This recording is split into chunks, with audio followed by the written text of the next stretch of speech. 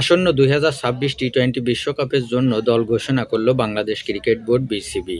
১৫ সদস্যের দলে জায়গা হয়নি নাজমুল হোসেন শান্ত, জাকের আলী অনিক ও মেহেদী হাসান মিরাজের।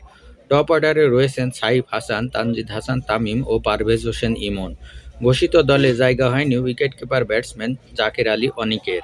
তার পরিবর্তে উইকেটরক্ষক হিসাবে দায়িত্ব পালন করবেন লিটন কুমার দাস। তার সঙ্গী হিসাবে রয়েছেন নুরুল হাসান সোহান। মিডল অর্ডারের ভরসা হিসাবে থাকছেন তাওহিদ হৃদয় ও শামীম হোসেন পাটোয়ারি। পেস আক্রমণে মুস্তাফিজুর রহমানের সঙ্গী হিসাবে রয়েছেন শরীফুল ইসলাম, তানজিদ হাসান সাকিব এবং তাসকিন আহমেদ। অলরাউন্ডার সাইফুদ্দিনও জায়গা ধরে রেখেছেন।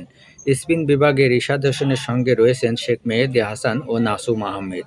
বাংলাদেশের পূর্ণাঙ্গ স্কোয়াডটি হল লিটন কুমার দাস, সাইফ হাসান, তানজিদ হাসান তামিম, পারভেজ হোসেন ইমন, তাওহিদ হৃদয়, শামীম হোসেন পাটোয়ারি, নুরুল হাসান সোহান, শেখ মেহেদী হাসান, রিশাদ হোসেন, নাসুম আহমেদ, মুস্তাফিজুর রহমান, তানজিদ হাসান সাকিব, তাসকিন আহমেদ, মোহাম্মদ সাইফুদ্দিন এবং শরীফুল ইসলাম।